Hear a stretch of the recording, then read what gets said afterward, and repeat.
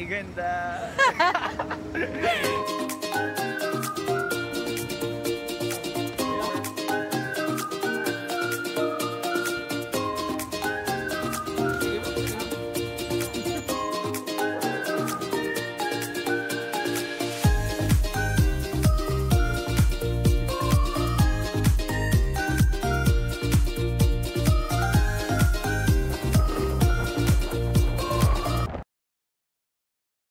Ay, ganda! Nahiya naman tuloy ako. May shit. Mag-CR na tayo. Okay na yan. Oo nga, okay na yan. Hi ganda! Welcome to another video. For this one, aakyat na naman kami ng isa pang bundok. So previously, umakyat kami ng Pinatubo, but for this one, aakyat naman kami ng Mount Pulag. Yes, top 3 of the highest mountain in the Philippines.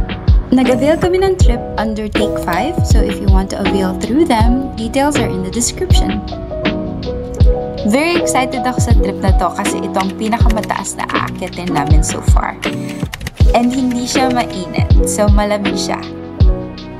The trip to Benguet was pretty fast naman. Sinundo kami sa Centris around 10 PM to 12 midnight, and then around 7 AM, nakarating na agad kami sa north. Then we had a brief stopover for breakfast. Hindi ko lang alam yung pangalan nito, pero dinadaanan to ng mga mag-hike pa Pulag. Of course, hindi siya kasama sa package, so pocket money yung gagamitin nyo dito.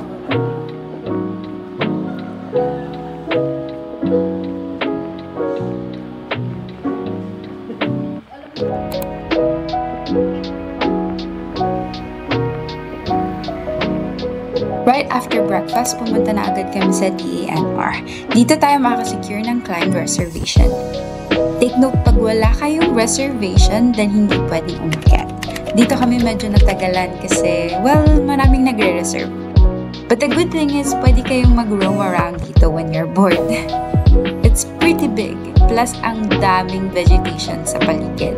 So, might as well take pictures na rin.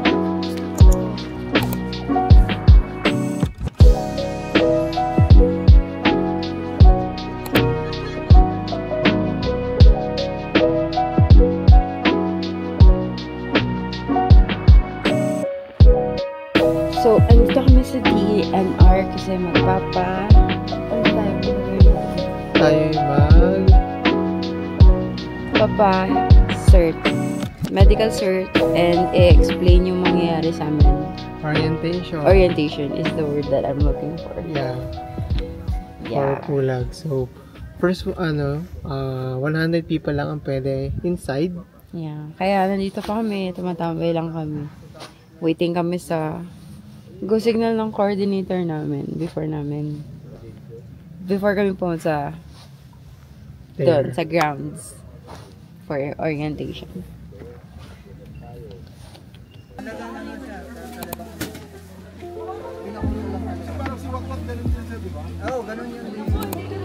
Mga adik sa taho. Alright, umiigot. Kaya ako ubi rito eh. Sarap ng ubi man, puro kasi mainit. Kuya ako din. Ano sir? So once na nakapasok na tayo sa orientation room, dito tayo orient kung ano yung trails na pwede nating tahakin papuntang Mount Pulag Summit. So currently there are 4 trails. These are yung Ambangeg, Angkiki, Tawangan, and Ambagyo. So, ang kinuha namin is yung Ambangeg Trail kasi ito yung pinaka-easy. And then, yung Akiki Trail naman is more suited sa experienced climbers kasi it takes like 2 to 3 days para matapos. And then, yung Tawangan naman starts from Kabayan, Benguet, and hindi siya pwede sa inexperienced climbers kasi merong path na super steep. And then for the last one, which is Ambagyo Trail, ito yung magsa-start from Nueva Vizcaya, and ito yung pinaka-mahabang trail among all of the trails. So it takes about 3 days ata for Ambagyo Trail. So for our tour, just a heads up, hindi kami agad-agad na aakyat ng Pulag. For the first day, magpapahinga muna kami, and then second day ng madaling araw, saka kami aakyat. Mga, I think, 2 AM kami magsa-start. Sabi naman to walang no first.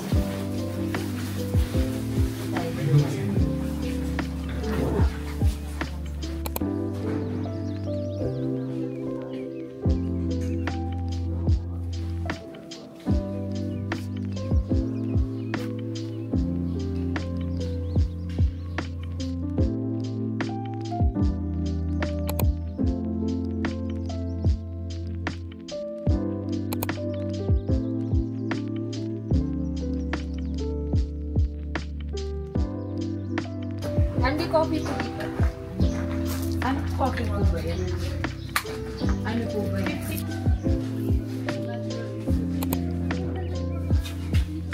Team Black.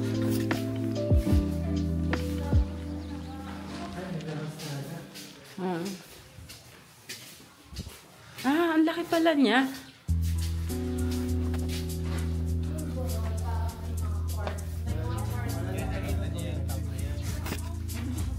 Wala pa yan. Ano ba lang yan?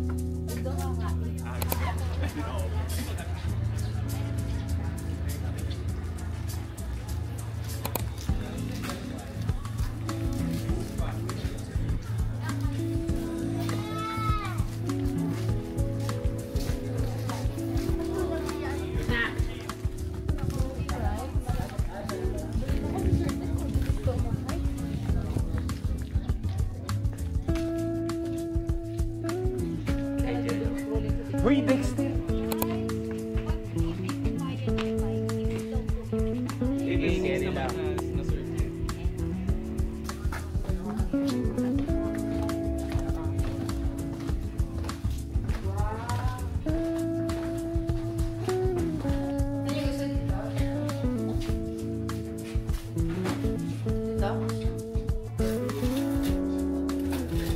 Afford lahat.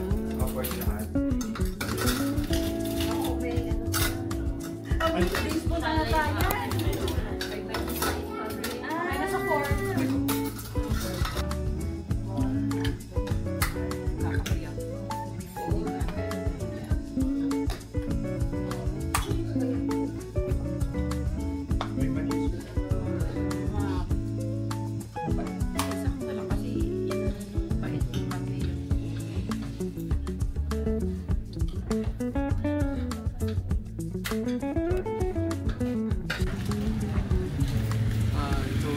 Sige po, sige po.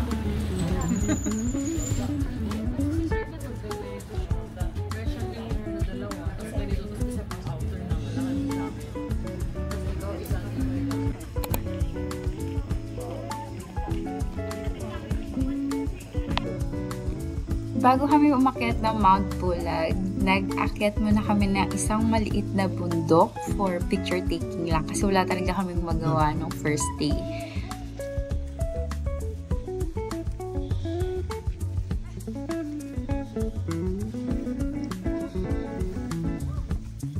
It was pretty nice up there kasi parang Pulag-ish na rin siya. Malamig rin doon. Plus yung background niya is clouds rin and bundok.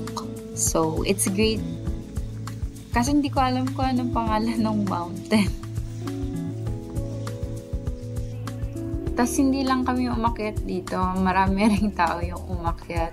Actually, sabi sa amin may nagbo-bonfire pa daw dito pag gabi. Kasi hindi na namin magawa kasi nga akyat kami madaling araw. Sayang. Ilan po? 1, 2, 3. Harap ka, ma'am. Ano kayo? 1, 2, 3.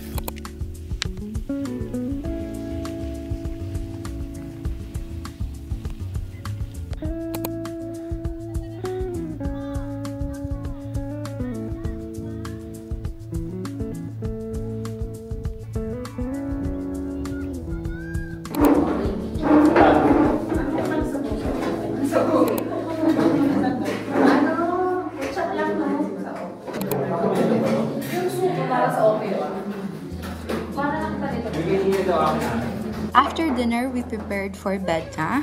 A little tip For me, sa gabi na kayo maligo, para sa morning, maghilamos na lang kayo ng mukha. Super lamig ng tubig dito pag gabi, yes. And merong heater, yes. Pero isipin nyo na lang, kung malamig sa gabi, mas malamig pag madaling araw. And yung heater, hindi siya mabilis uminit, in my opinion. Kaya good luck na lang kung maliligo talaga kayo ng madaling araw. Dito. Ay, ito. Check. Let's fucking go.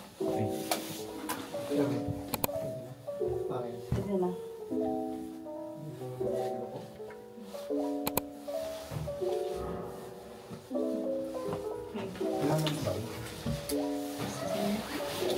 This is me before the hike. This is me before the hike.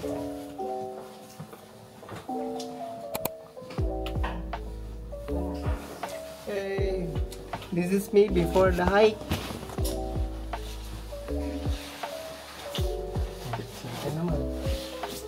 Paman na umiko. Ano yan yung fashion show?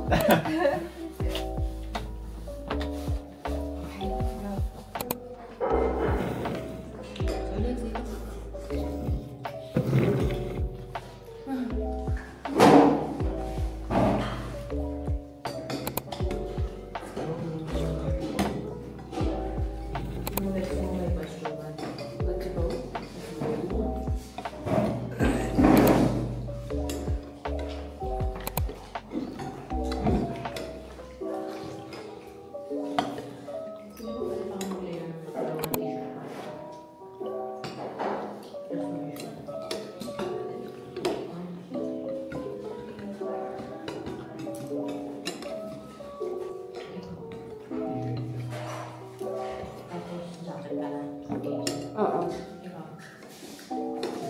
Mamaya. Ayan na, let's go. Let's start climbing. We're climbing the stairs. The stairs. Go, go. May ano pala dito? Hagdan pala dito. Nakasara kasi yung pintuan natin.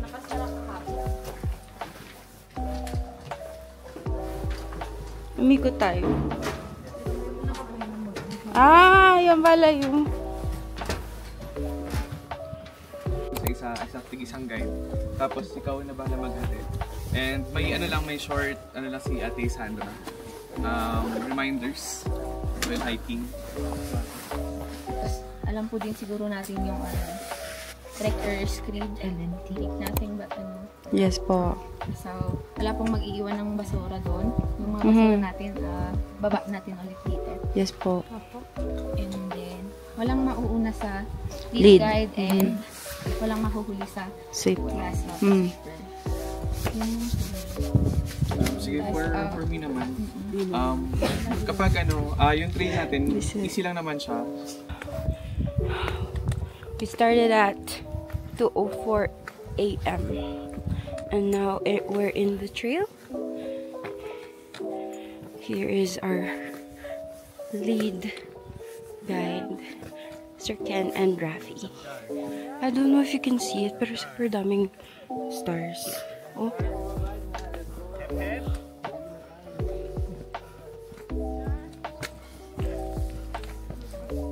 Medyo mabato ang trail.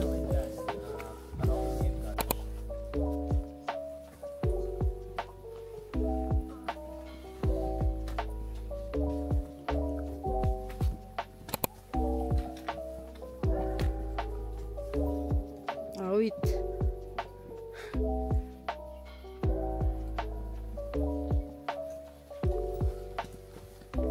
Mas mahirap nga to kasi tigil ka ng tigil.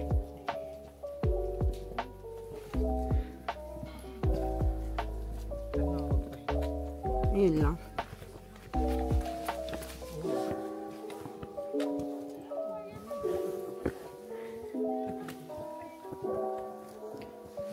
Bato. Bato. Mint. Oo nga, no, mint.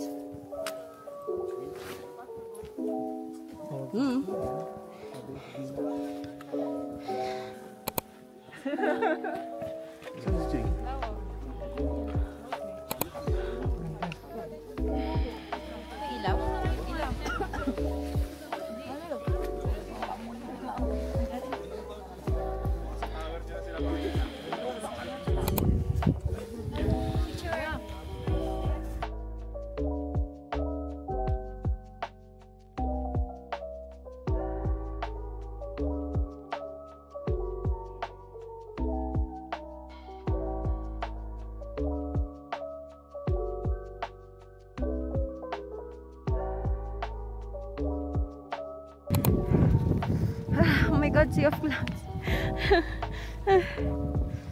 So pretty. Asan ang sun? Ayun.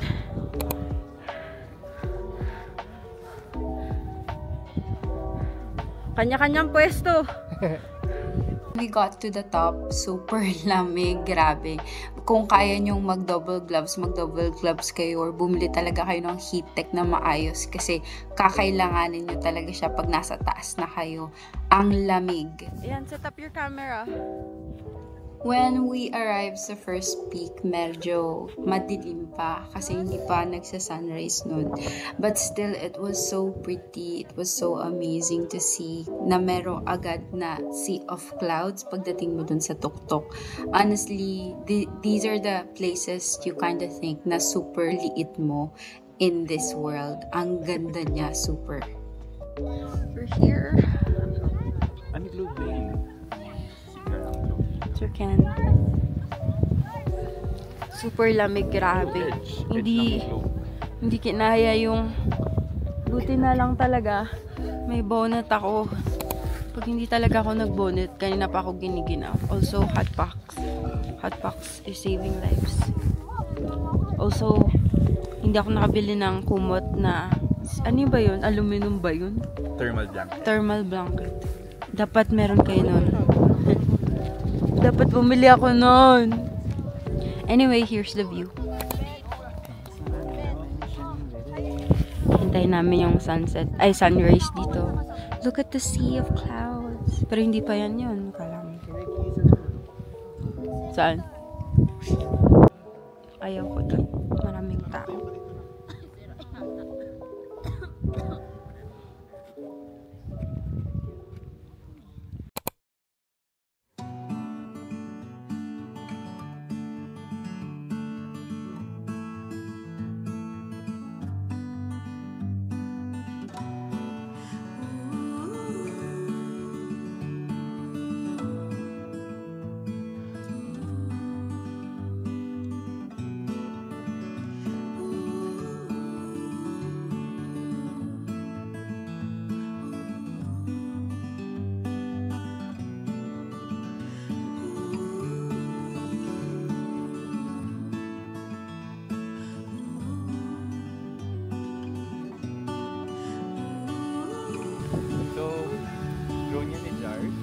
Let's go. My God, yung hangin, Ma'am si Jar. Mahangin. Pare-pareho tayo nagbe-video ng drone.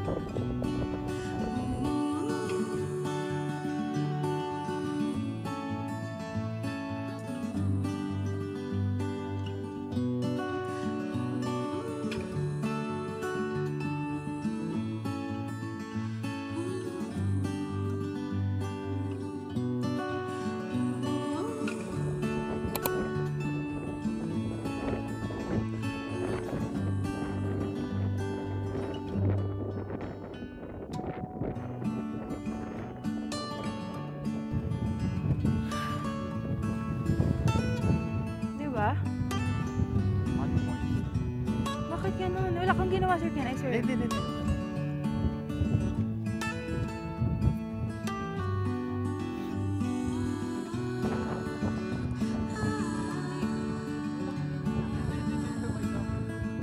Mamaya bayaran ko yan. Iyak ako.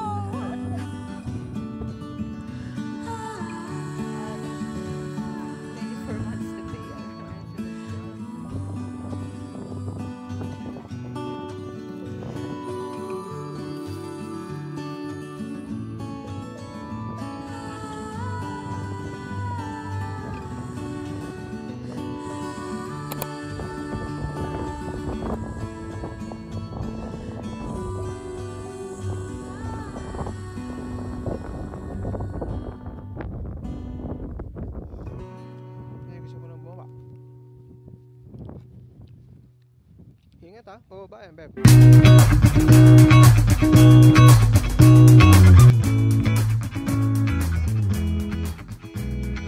You make me feel oh so warm. You see me, I am in love. I feel so loved all the time. I feel your love all the time. Dancing in my living room. Every time I think of you, shake my hips to a good tune. I will always be a fool. You're loving, loving. Ooh, you're loving, loving. I feel so loved all the time. I feel your love all the time. You're Ay, wait. loving, loving. Ooh, you're loving, loving. Ang taas. I feel so loved all the time. I feel your love all the time. Ah! Ayoko na.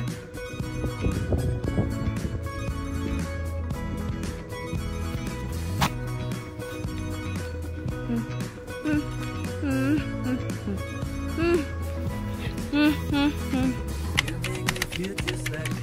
Don't need to change anything. I feel myself all the time. I know myself all the time. You make me feel oh so fine. I am yours and you are mine. Work well independently. Know your soul's always with me. You're loving, loving. Ooh, you're loving, loving. I feel so loved all the time. I feel your love all the time. You're loving, loving.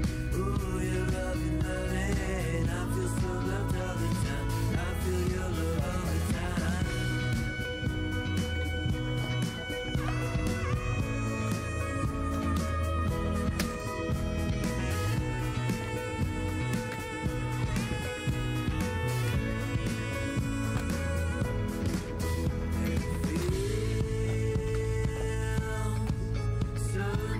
This climb was actually pretty nice. I don't know if sakto lang, pero November kasi kami umakyat and ready na kami sa weather changes. Siyempre, rainy season pa rin ang November, so ready na kami sa malakas na ulan if ever.